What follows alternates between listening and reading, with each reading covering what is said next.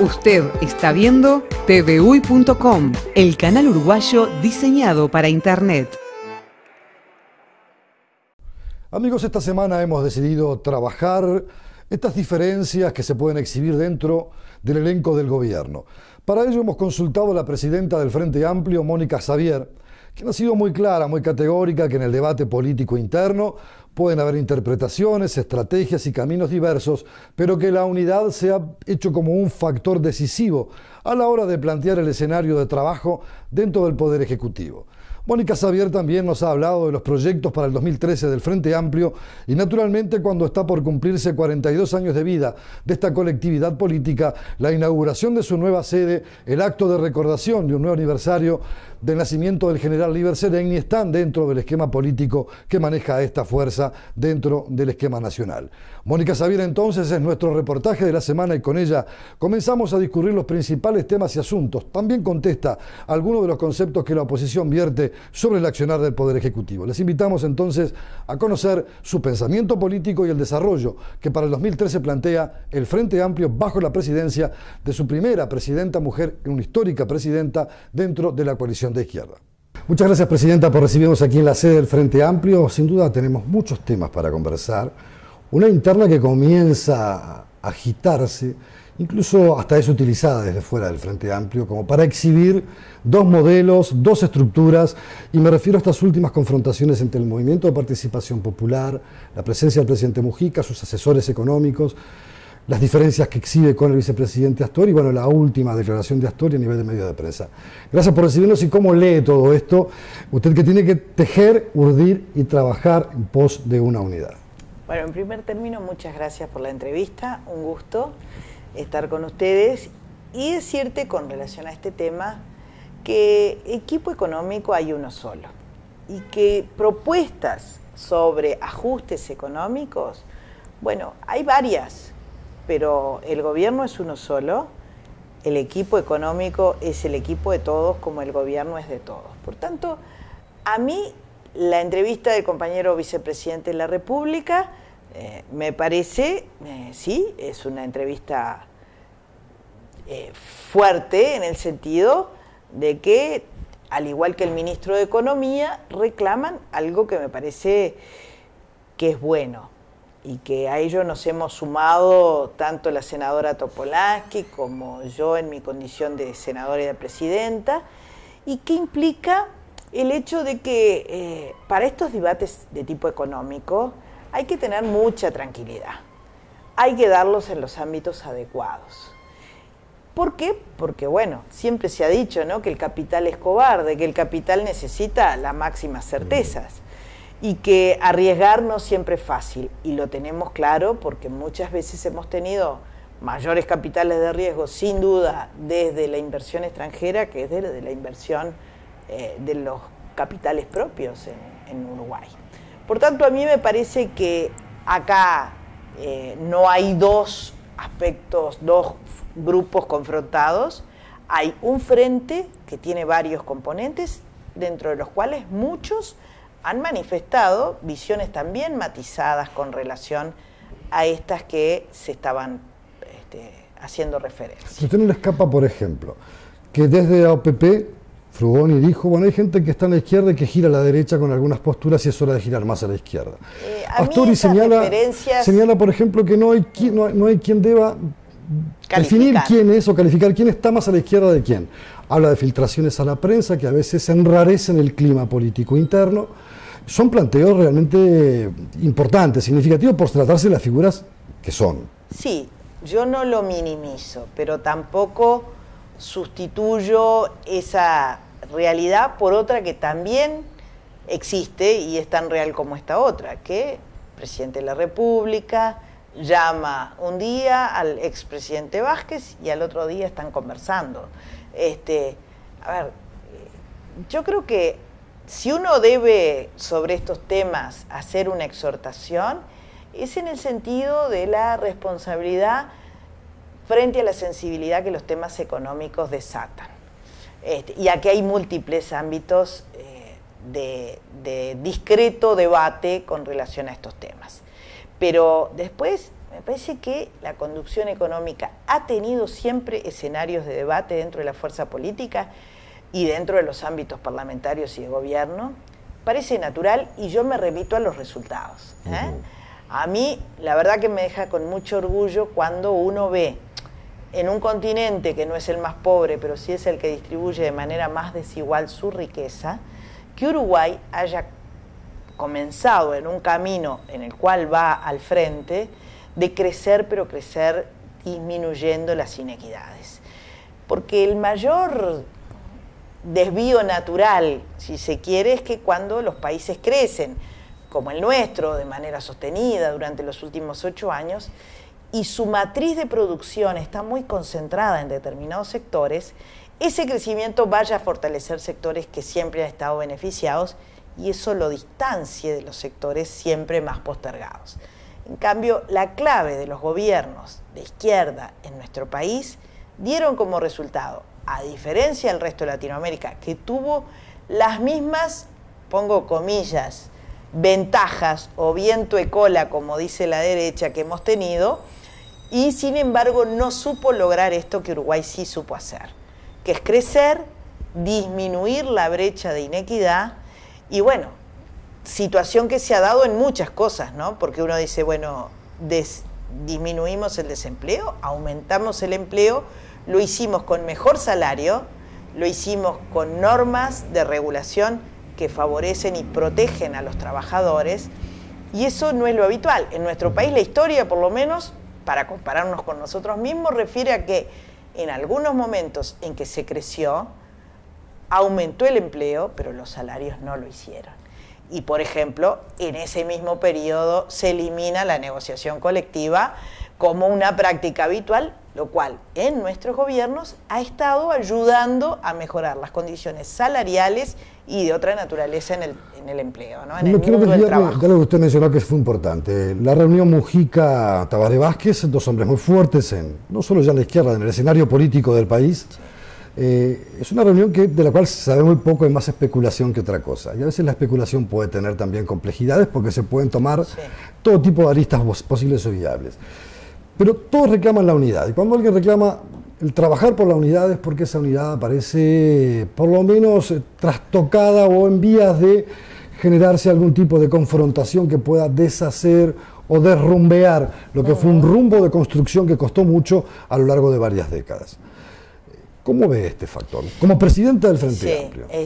Tenemos enfrente una imagen, la del general Sereñi, y yo lo tengo presente en cada minuto de mi accionar. ¿Por qué? Porque, como se ha dicho, y por reiterado no deja de ser verdad, cuando el Frente priorizó otras cosas por encima de la unidad, perdimos todos. Y esa es una de las cosas que a mí siempre me quedó muy matrizada en la acción política de los grandes, como el general Liber Sereñi. A veces hay que saber perder para poder ganar. Yo eso lo reiteré a lo largo y ancho del país en la campaña que hicimos los 4 compañeros para la presidencia del Frente Amplio, porque creo que el Frente es un camino de resignaciones y también de sueños realizados. ¿Esto pudo haber estado en esa conversación de Tabaré Mujica? Es posible. Mirá, hay muchas conversaciones que traducen en hechos concretos esta valoración. Cuando nosotros no volvemos a ganar electoralmente en determinados departamentos, aquellas 4 intendencias que junto a otras 4 habíamos logrado conquistar en el año 2005, en todas ellas primó la desunión, el combate interno. Y la gente no quiere esas cosas, la gente quiere propuestas y trabajo concreto. Y yo creo que hay en los 2 gobiernos nacionales sin duda un esfuerzo, una dedicación, una tarea muy importante, pero muchas veces no se acompaña en la difusión de los logros que se obtienen desde el gobierno y se discute, y obviamente a los medios de comunicación les interesa más, vende más, la confrontación que los avances. Uno a veces dice, bueno, ¿y en qué quedó aquello de que le eliminamos el IVA a 200.000 hogares? ¿Está siendo traducido en concreto? pasó prácticamente inadvertido. ¿Sabe que ese es un problema que se le adjudica a la izquierda de no saber comunicar, Sí, no desde sí. ahora, sino desde prácticamente Pero la también gestión gobiernos de que no Narváez? fueron de nuestra fuerza política. Recuerdo el propio último gobierno del Partido Colorado, era una de las valoraciones autocríticas que se hacían, ¿verdad? Que no sabían comunicar los logros. Yo creo que además, en este mundo en que la imagen y la traducción instantánea de las informaciones es tan fuerte, hay que tener mucha competencia para poder traducir esos logros de manera que la gente, entre ese marasmo de información, encuentre cosas que pueden ser de utilidad. Porque no es que nos falte información, nos saturan, pero de repente lo que no hay es una traducción concreta de cómo impacta en tu vida, en mi vida, en la del que nos está mirando, tal o cual decisión. De todas maneras, el hecho de que haya a veces ciertos grados o niveles de confrontación, y lo hay en todos los partidos políticos, Sin lo duda. ve en el Partido Colorado hoy, lo ve en el Partido Nacional, algunas candidaturas que se bajan un poco propuestas por la realidad política interna de los sectores que empuja hacia determinada dirección, y eso trae lesiones, trae heridas, despierta pasiones, pero en el caso del Frente, y se explota mucho desde la oposición, se habla de dos gobiernos paralelos, ¿sí? Y un poco siempre referido a las mismas fuertes imágenes, Mujica Astori y los debates, que están y que se presentan. ¿Cómo se urde eso? ¿Cómo se teje? Básicamente se plantea en materia económica y básicamente se habla... Se habla de mala gestión incluso. De una mala gestión, a eso iba. ¿Y cómo es posible justificar con hechos reales esos dichos? Porque este país tiene el mayor nivel de inversión nacional y extranjera, pasó de ser el último en el cual alguien del exterior se fijaba a ser el primero o el segundo en toda la región, tiene los mejores indicadores, como decíamos, de incremento del Producto Bruto Interno y de disminución de la desigualdad. Tiene, por tanto, un porcentaje histórico de desempleo, tiene un descenso brutal de la pobreza, prácticamente una desaparición de la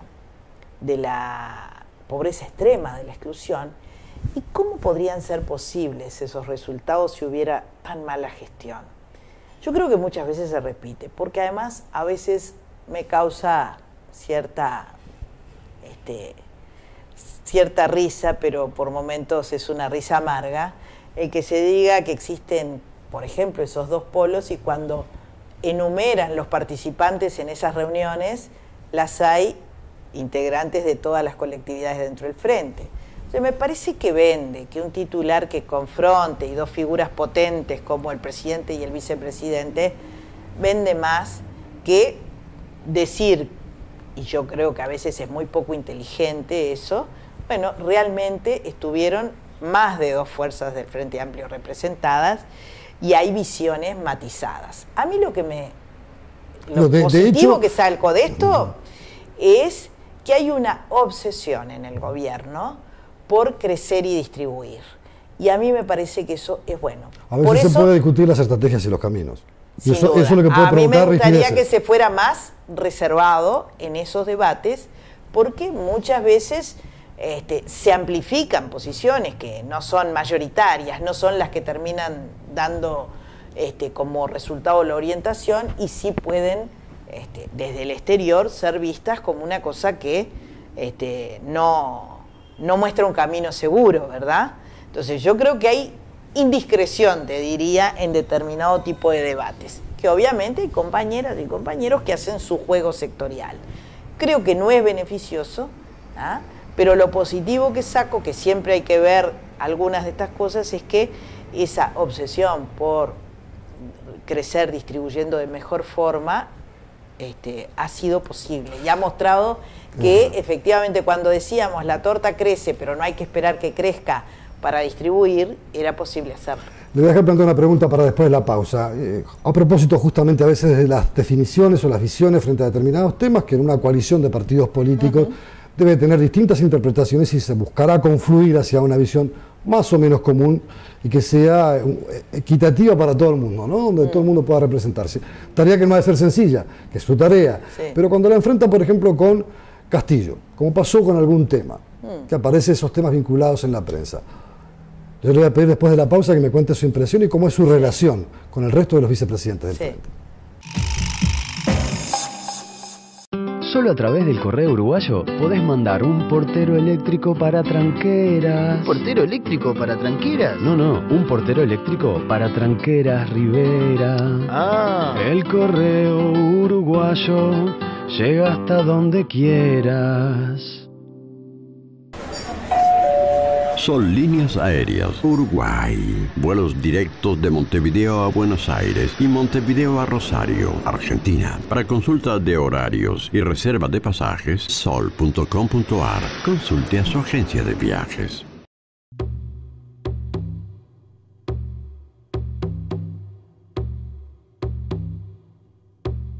Uruguay enfrenta un desafío que debemos resolver entre todos. 24 asesinatos domésticos en el último año han convertido al hogar en un sitio peligroso. Empecemos por casa. Todos debemos hacernos cargo del problema para ser parte de la solución. Contra la violencia, por la vida y la convivencia.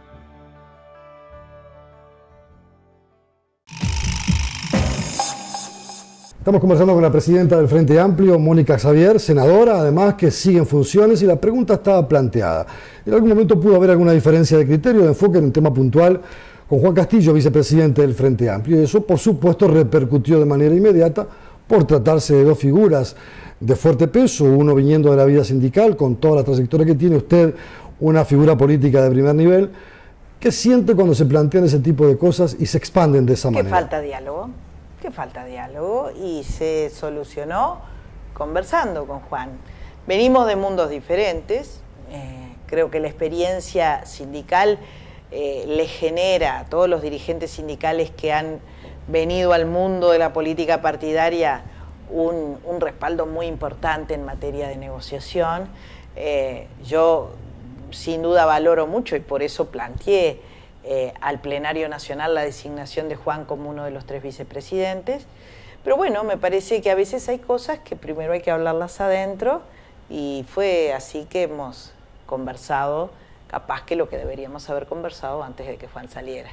Cuando usted le plantean desde afuera que el Frente, por ejemplo, el gobierno de izquierda, tiene enormes problemas sin resolver, y es el tema de la inseguridad el principal caballo de batalla, a veces no exento de ciertos grados de realidad. Uno mira en estos primeros 20 días del año más de 30 homicidios, sea por la modalidad de ajuste de cuenta. ¿Cómo le puede usted transmitir seguridad, trabajo y desarrollo de estrategias para que justamente este tipo de episodios que atemorizan a todos, que generan esa sensación de termómetro de inseguridad ciudadana, cómo puede usted plantearles que hay un camino diferente, que hay un trabajo distinto? Incluso hay hasta escenarios políticos como Fundapro, que evalúa y mira los hechos con una óptica, el Ministerio con el Observatorio de Criminología. ¿Cómo se sitúa frente a ese tema?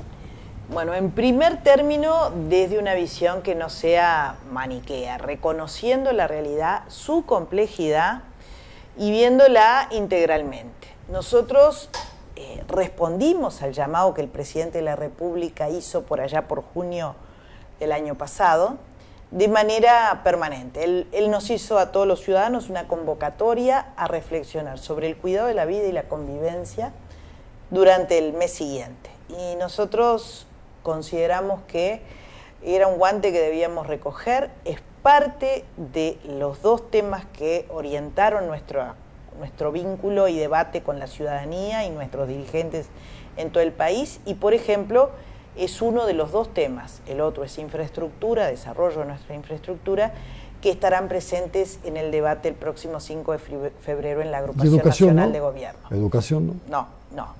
A ver, hay muchos temas que son muy importantes, pero a veces hay que elegir. Y sin duda que para el desarrollo y un modelo de desarrollo de este país, la infraestructura debe ponerse a tiro. Entonces pensamos en Puerto Aguas Profundas, pensamos en caminería, pensamos en AFE, y hay que realmente caminar a paso muy rápido, porque si no hay oportunidades y hay determinados ciclos económicos que no se ajustan con las realidades que tenemos. Y lo otro es el tema de la convivencia, porque siempre nos ha preocupado, pero no lo vemos exclusivamente desde el punto de vista de si aumentan o no tal o cual delito, sino desde que nos está pasando como sociedad en el conjunto una serie de manifestaciones muy violentas que tienen traducción en el deporte. Entonces de repente se implementan determinadas medidas, se calma la cosa y después vuelve a recrudecer en el medio del vínculo del equipo de salud con los usuarios de la salud, cosa que nunca antes pasaba, porque realmente en nuestro país todo se sanitariza y el médico siempre fue alguien muy por encima, ¿no? Mi hijo el doctor. Bueno, todo eso se fue resquebrajando en la educación. A ver, uno se queda realmente muy impactado cuando escucha en Europa o en Estados Unidos esas masacres que se hacen en lugares escolares y siente muy ajena esa realidad. Pero nosotros también hemos tenido en nuestra escala episodios de violencia. Entonces, en esas cosas está en juego nuestros valores de convivencia, porque no es solo una cuestión de represión, es una cuestión de actitud en la vida cotidiana de esta sociedad. ¿Dónde falla? En donde el delito también incrementa su quantum de violencia. Además el delito también piensa, y las organizaciones delictivas no son tontas. Por favor. Pero ¿dónde estarían las fallas? Porque a veces es bueno ese reconocimiento de saber por dónde estoy trabajando y si los caminos no son los adecuados, porque es no solamente represión, combate, es también educación, es también una apuesta que ha hecho la izquierda y los dos gobiernos de izquierda a reducir la pobreza, pero también a dar una serie de prestaciones para intentar mejorar condiciones de vida. Hay una fragmentación del tejido social sin lugar a dudas. La izquierda siempre lo decía cuando vivíamos determinada profundización de la crisis económica, año 2002, o cuando vivíamos en la década del 90, aquello de hace la tuya, de vale todo, del individualismo por encima de todo, que esas son cosas que dañan el tejido social que sostiene la cotidianeidad, la convivencia de una sociedad. Y romper es mucho más fácil que construir. Entonces, hoy estamos teniendo consecuencias de esos dos momentos, de los 80, de los 70 y de los 80 con la dictadura y de los 90 con el neoliberalismo, que Uruguay lo pudo combatir desde el punto de vista estrictamente económico.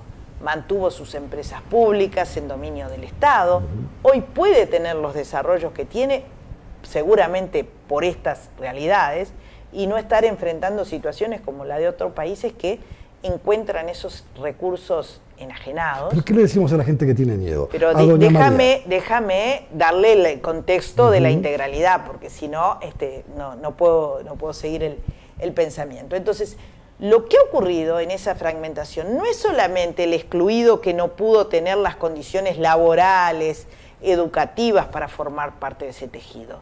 Es también el que tiene mucho poder económico y, sin embargo, se excluyó de este nivel de intercambio en una sociedad que siempre se jactó de ser la más homogénea en Latinoamérica.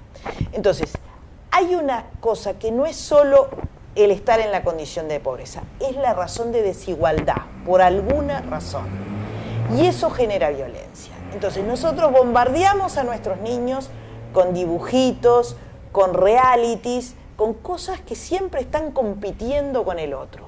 Y después, cuando vemos que esos jóvenes utilizan procedimientos violentos para obtener lo que se plantean, decimos, bajémosle la edad y metámoslos en cana. Es un razonamiento que por un lado no tiene ningún antecedente en el mundo de haber sido efectivo, ¿no? A ver, salvo que utilicemos algunos procedimientos de violación de derechos humanos y entonces, claro, puede generarse un temor que por un tiempo no tengamos delitos. Pero acá está todo esto en juego. No es solo que vino el narcotráfico. El narcotráfico ingresa en la sociedad. Por un lado, ubiquémonos, actividad que más ha crecido en los últimos años en el mundo, que cambia, que muta su modalidad. En algún momento el narcotráfico pretendía que la droga, estuviera en condiciones de venta. Hoy se trata de que el joven sea adicto para seguir distribuyendo determinadas drogas. Entonces, hay con eso una vulneración de los derechos de las personas y también una actitud de, bueno, con esto haces plata fácil, ¿no? Más compran silencios, compran vidas y compran espacios. ¿Cómo nos explicamos que haya abuelas y madres que utilizan a sus nietos o a sus hijos para la distribución de la droga? Es un país que se defiende de un dengue o de una fiebre amarilla o del cólera, que durante muchos años ha estado en la región siendo una amenaza permanente, no tiene las mismas prevenciones con relación a que sus hijos, los hijos de esta sociedad, no rechacen una cosa tan letal, tan dramática como el narcotráfico, que trae el tráfico de las personas, trae muchas cosas. Entonces nosotros siempre hemos creído que en este mundo global nosotros estamos afuera de esa globalidad, que los jóvenes no globalizan además sus expectativas, y bueno, claro que sí, pero ha faltado una educación y una comunicación de la sociedad en nuestros núcleos de diversidad familiar, por la cual nuestros jóvenes no acudan, o los sectores no tan jóvenes no acudan a estas cosas. Entonces yo creo que estamos frente a un problema que es de convivencia, no solo de delito. Y es así que lo hemos tomado como fuerza política. Usted toca varios aspectos, y es, por un lado, la lucha, la búsqueda de herramientas que puedan desarmar estas gavillas. Incluso el viceministro de Interior hablaba de pequeñas maras en ciernes, embriones, lo que es altamente preocupante si uno mira lo que es Centroamérica y México en la actualidad. Pero también estamos hablando de un fenómeno de incultura, o de una contracultura, por llamarla de alguna manera, que lejos de crear hábitos, espacios o valores, va por otra línea. Esas políticas del individualismo, esas políticas de que cada uno haga la suya a cualquier precio y de cualquier forma. ¿Cómo atajar? ¿Estamos preparados para eso? Me lo contesta después de la pausa. ¿Cómo? Son Líneas Aéreas Uruguay. Vuelos directos de Montevideo a Buenos Aires y Montevideo a Rosario, Argentina. Para consulta de horarios y reserva de pasajes, sol.com.ar. Consulte a su agencia de viajes. Solo a través del correo uruguayo podés mandar una pecera para tarariras. ¿Una pecera para tarariras? No, una pecera para tarariras, Colonia. Ah. El correo uruguayo llega hasta donde quieras.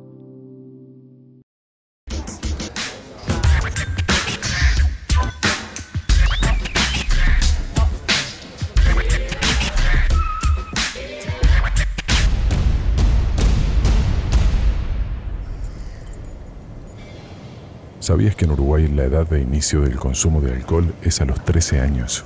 A menor edad de inicio, mayor posibilidad de tener problemas con el alcohol.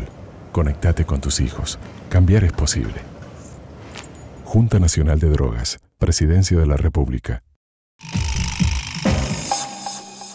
Presidenta, hablamos de este fenómeno que genera una contracultura, que es parte de la violencia, que es parte de esa realidad de la que hay que atacar de alguna manera, y atacarla de repente no con armas convencionales, sino buscar mucho ingenio. Se han hecho experiencias, el MIDES ha trabajado mucho en esta dirección, pero ¿cómo superamos una situación de estas? Yo creo que no hay recetas mágicas acá, me parece. ¿Hay compromiso de todos? No. Yo creo que sí, pero me parece que la oposición, cuando intenta mostrar como que por alguna razón el gobierno no está haciendo algo que sería tan cantado, yo digo, si efectivamente, a diferencia de lo que fueron muchos años antes de que el Frente Amplio llegara al gobierno, en donde la gente decía, primer tema de preocupación, el empleo, segundo tema, el empleo, y por el cuarto o quinto lugar llegaba la educación, la salud, la vivienda, la propia seguridad, y hoy el tema es la seguridad y lejos otras cosas, es porque efectivamente acá ha cambiado sustantivamente la realidad. Entonces, ¿cuál sería la razón por la cual el gobierno no se ocuparía de sacar el tema de la seguridad? ¿Es que a mí no me robaron? ¿Es que a usted no lo robaron? ¿Nos roban a todos? El temor a salir en algún momento tarde en la noche, lo tenemos todos, o a volver tarde en la noche, o que nuestros hijos vuelvan tarde. Pero, bueno, vivimos en esta sociedad en la cual todos añoramos dormir con la puerta o la ventana abierta, o dejar la llave en el auto, pero ya fue. Hace muchas décadas que eso no es así en el mundo. Entonces, lo que no podemos es permitir que se engañe a la gente diciendo, bueno, por alguna razón el gobierno no se preocupa de esto. ¿Cuál sería la razón? tener determinadas dificultades, por ejemplo, para una misma reelección de un gobierno frente amplista. No, lo que pasa es que esto no tiene soluciones fáciles.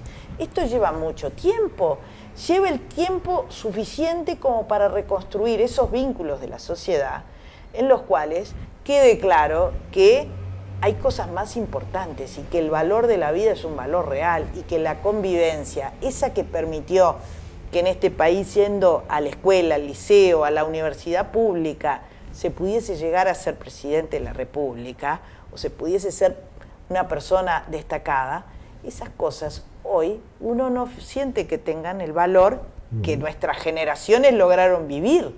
Entonces, tenemos que hacer una reconstrucción de muchas cosas para que esa contracultura efectivamente se sienta confrontada con una realidad que es mucho mejor de ser posible disfrutar. Entonces, no es fácil que núcleos familiares que la tercera o la cuarta generación nació sobre la exclusión social puedan tener los mismos valores, compartir los valores que compartimos nosotros. A ver, cuando empezó el Mides, una de las cosas que quedaba clara era que no podía tener políticas indiscriminadas y darle bolsas de alimentos para que cocinaran adecuadamente, con valor nutricional en sus hogares. Si había muchos que vivían en casas de cartón y nylon, esa gente no tenía ningún hábito de cocinar, no tenía posibilidades de cocinar, porque en todo caso si hacían un fuego se le incendiaba. Ahí sí, el rancho de nylon y de cartón. Y hubo que ir sustituyendo aquellos largos merenderos, ir diversificando la forma de llegarle a la gente. Bueno, todas estas patologías de la exclusión requieren de políticas de muy largo tiempo y de mucha persistencia y de mucha diversidad para poder encontrar enganches con todos ellos. Entonces yo creo que hoy hay algunas preocupaciones que como sociedad tenemos que tener la madurez de discutirla. Acá no se trata de promover el consumo de la marihuana.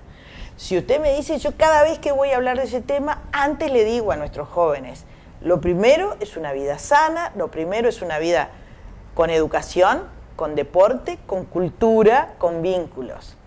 Ahora, que yo no entienda el mensaje del presidente, no, que lo muestre como una cosa que no es. Lo que el presidente nos está diciendo es, a ver muchachos, lo mismo que dijo Fernando Enrique Cardoso, pero Fernando Enrique Cardoso se lo pone allá en las nubes, al presidente Mujica se lo critica, o tantos otros que dijeron, si hemos sido absolutamente ineficaces con el narcotráfico, pero la venimos perdiendo hace años. Esto que yo le decía de que durante años ha sido la actividad que más ha crecido, lo saben todos los organismos internacionales y los gobiernos. Entonces, ¿no nos tendremos que plantear otra cosa? Entonces, cuando el presidente dice no le demos el mercado de la pasta base, de la cocaína, a los narcotraficantes, saquemos la marihuana y eliminemos, bueno, es algo que tenemos que estudiar.